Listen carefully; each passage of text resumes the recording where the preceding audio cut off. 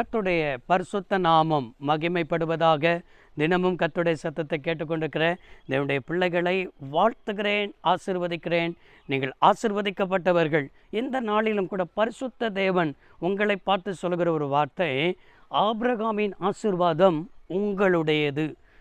எனக்கு அருமையான தேவனுடைய பிள்ளைகளே, ஆபிரகாமை ஆண்டவர் சீமானாய் ஆசீர்வதித்தார். பூமி தாங்கிக் கொள்ள முடியாத அளவுக்கு தேவனுடைய ஆசீர்வாதம் இருந்தது. இதெல்லாம் ஆபிரகாமின் சந்ததியாக இருக்கிற யூதர்களுக்கு மாத்திரம் என்று நினைக்கக்கூடாது.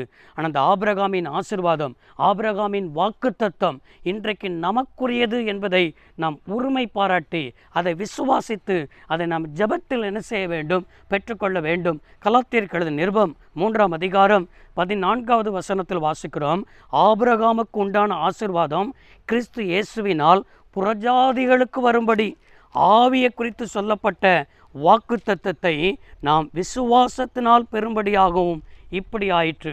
அவன் புறஜாதிகளுக்கு இந்த ஆபிரகாமுடைய ஆசீர்வாதம் எப்படி வந்தது? விசுவாசத்தினால் வந்தது. இன்றைக்கி விசுவாசத்தினால்தான் நீங்கள் ஆபிரகாமின் ஆசீர்வாதத்தை பெற்றுக்கொள்ள முடியும். இன்றைக்கி அநேகர் வாக்குத்தத்தத்தை குறித்து கேள்வி கேட்பது, வாக்குத்தத்தங்களெல்லாம் நமக்குரியது கிடையாது, வாக்குத்தத்தமெல்லாம் நமக்கு இல்லை என்று சொல்லி அதற்கு அநேகர் என்ன செய்கிற வாக்குவாதங்கள், விதண்டாவாதங்கள், இப்படியெல்லாம் நிறைய காரியங்கள் செய்வது உண்டு. எனக்கு அருமையானவர்களே, இன்றைக்கி இந்த வார்த்தையை கேட்டுக்கொண்டிருக்கிற தேவ ஜனமே, உன்னை பார்த்து தான் கர்த்தர் சொல்கிறார்.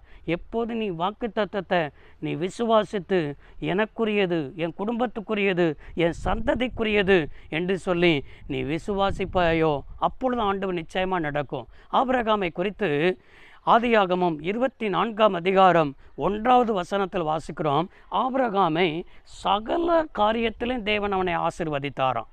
அவனுடைய வீட்டின் காரியம், பிள்ளைகளின் காரியம், அதே போல் மிருக ஜீவன்கள், அவன் எல்லா காரியத்திலையும் ஆண்டவர் அவனை ஆசீர்வதித்தார். இன்றைக்கும் நீ நம்பணும். என்ன நம்பணும்? என் பிஸ்னஸ் ஆண்டவர் ஆசீர்வதிப்பார். அது மாத்திரமல்ல, என் குடும்பத்தை ஆண்டவர் ஆசீர்வதிப்பார். அதே போல் ஊழியம் செய்கிற பிள்ளைகள், என் ஊழியத்தை கர்த்தர் ஆசீர்வதிப்பார். கற்பத்தின் கனியை தந்திருக்கிறாரா? என் கற்பத்தின் கனியை ஆண்டவர் ஆசீர்வதிப்பார். சகல காரியத்திலையும் ஆபிரகாமை ஆசீர்வதித்தாரே, அதே போல் ஆபிரகாமின் சந்ததி இன்றைக்கு நீங்களும் நானும் இன்றைக்கு புறஜாதிகளாக இருந்து இன்றைக்கு இயேசுவை ஏற்றுக்கொண்டது நிமித்தம் இந்த விசுவாசத்தினால் நாம் இன்றைக்கி கிறிஸ்துவின் சந்ததியாய் மாறியிருக்கிறோம். புறஜாதிகளுக்கு இந்த விசுவாசத்தினால் ஆண்டவர் இன்னைக்கு ஆபிரகாமின் சந்ததி என்று அழைத்திருக்கிறாரே.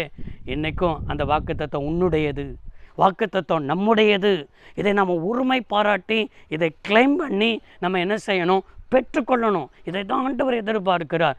நீ இன்றைக்கு விசுவாசித்தாய் என்றால் தேவ மகிமை காண்பாய், ஆபிரகாமின் ஆசீர்வாதத்தை காண்பாய். ஆபிரகாமின் ஆசீர்வாதம் உன்னுடையது. ஜெபமனோமா. சர்வ வல்லமையுள்ள தெய்வமே, அன்பு தகப்பனே, இந்த வார்த்தையின்படியே உடைய பிள்ளைகள் ஆபிரகாமின் ஆசீர்வாதம் எங்களுடையது என்று உரிமை பாராட்டி இந்த நாட்களை அதை பெற்றுக்கொள்வதற்கு கிருபையை தருவீராக. இயேசு ரட்சக நாமத்தில் வேண்டி கேட்கிறோம் நல்ல பிதாவே, ஆமேன். கர்த்தர் உங்களை ஆசீர்வதிப்பாராக. God bless you all.